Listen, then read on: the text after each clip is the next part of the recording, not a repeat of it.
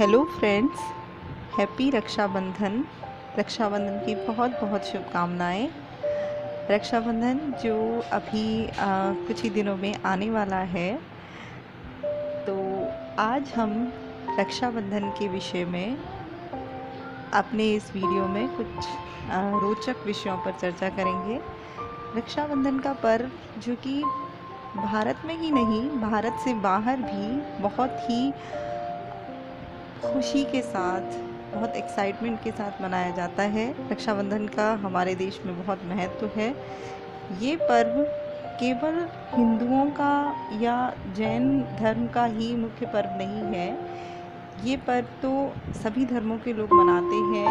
भारत में तो सभी धर्मों के लोग मनाते हैं, क्योंकि ये पर्व भाई बहन के अगाध प्रेम का प्रतीक है।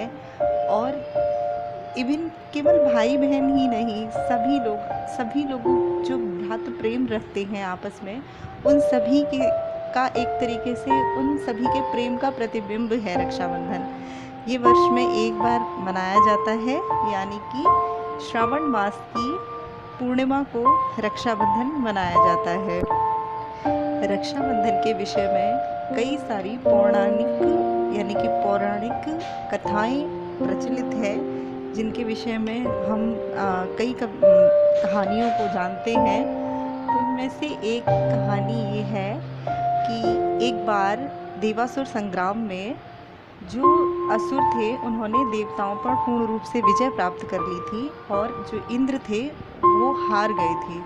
उसके बाद सभी देवता भगवान बृहस्पति के पास जाते हैं और उनसे पूछते हैं कि भाई कोई उपाय बताइए जिससे हम जो हार चुके हैं, जो हारी हुई बाजी है, उसको हम किस तरीके से जीत सकते हैं कि भाई असुरों से हम लोग जीत जाएं। तो जो भगवान बृहस्पति थे, उन्होंने उन्हें बताया एक उपाय, और वो उपाय जो इंद्राणी थी, यानी कि इंद्र की पत्नी, उन्होंने किया। इंद्राणी ने अपना एक धागा लिया, रक्षा सूत्र जिसे कहा, और उस रक्षा सूत्र को अभिमंत्रित करके इंद्र के हाथ में बांध दिया। तो उस दिन श्रावण मास की पूर्णिमा थी। तभी से हमारे यहाँ ये रक्षाबंधन का त्यौहार हमेशा मनाया जाता है, श्रावण मास की पूर्णिमा के दिन। और इसी संदर्भ में एक और कहानी प्रचलित है, जिसमें एक बारी जो द्रौपदी थी, कृष्ण भगवान जब वो युद्ध लड़ रहे थे, तो जब उन्होंने शिशुपाल का वध किया था, तो उनके सुदर्शन चक्र से उनका कृष्ण जी का हाथ कट गया था, मतलब उंगली कट गई थी। तो द्रौपदी ने अपनी साड़ी का एक चीर फाड़ के और कृष्ण भगवान जी के हाथ पर बांध दी थी। तो वो भी उसके लिए उस समय एक रक्षा सूत्र का काम करता है। और जो कृष्ण जी थे, ठाकुर जी, उनका जो रक्त बहना बंद हो गया था, और उनके इस प्रेम का बदला कृष्ण जी ने, जब द्रौपदी का चीरहरण होता है, तो उस समय एक तरीके से उस समय जो कृष्ण भगवान जी ने जब द्रौपदी का चीर भराया था, तो भी उससे भी ये मान्यता मानी जाती है कि तब से भी रक्षाबंधन का त्यौहार मनाया जाता है। इसी संदर्भ में एक और पौराणिक कथा है, जिसमें कि जो राजा बलि जो थे, वो पाताल लोक में चले गए थे, और उसके बाद उन्होंने, क्योंकि वो भगवान विष्णु के भक्त थे, उन्होंने भगवान विष्णु से वचन लिया कि आप हमेशा मेरे सामने रहें।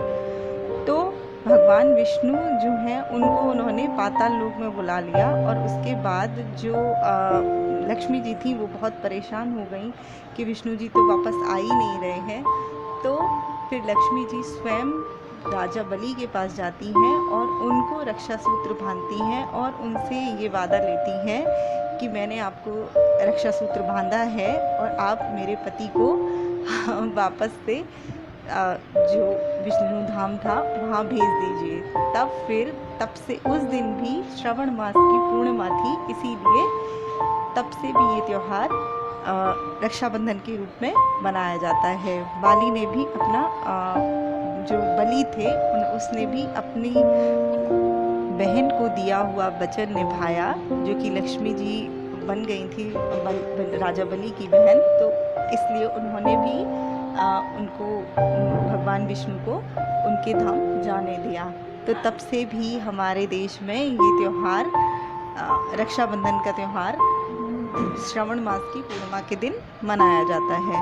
इसको मनाने के सबके अलग अलग तरीके होते हैं, सब लोग अपने अपने हिसाब से मनाते हैं। कुछ लोग पूजा अर्चना इत्यादि करते हैं सुबह। लेकिन एक बात इसमें हमेशा रहती है इस त्यौहार में कि बहनें अपने भाइयों को रक्षा सूत्र बांधती हैं। रक्षा सूत्र यानी कि राखी। राखी किसी भी तरीके की हो सकती है।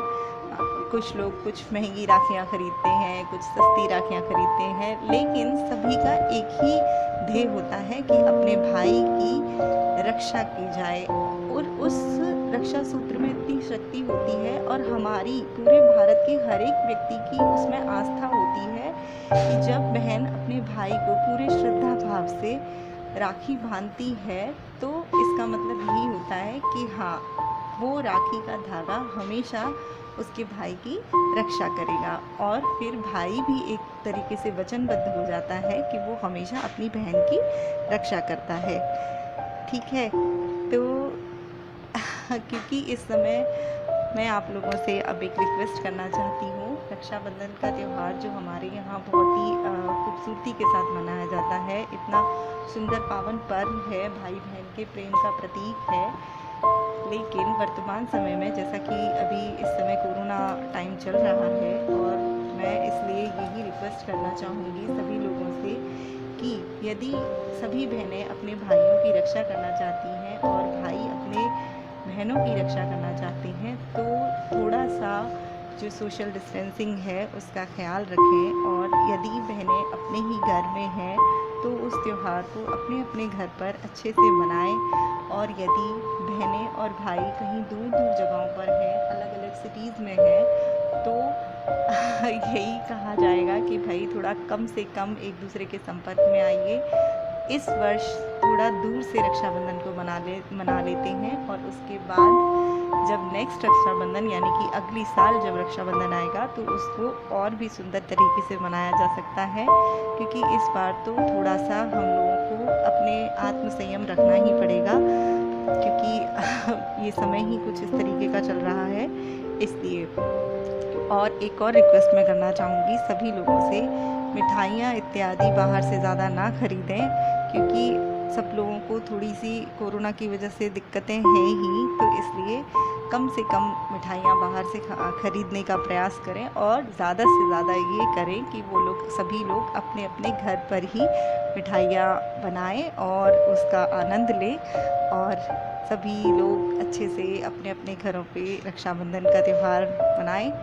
और नाउ बस happy Raksha Bandhan and thanks for watching. और प्लीज़ मेरे चैनल को PR क्लासेस को सब्सक्राइब करें और लाइक करें और वीडियो को ज़्यादा से ज़्यादा शेयर करें। Thank you.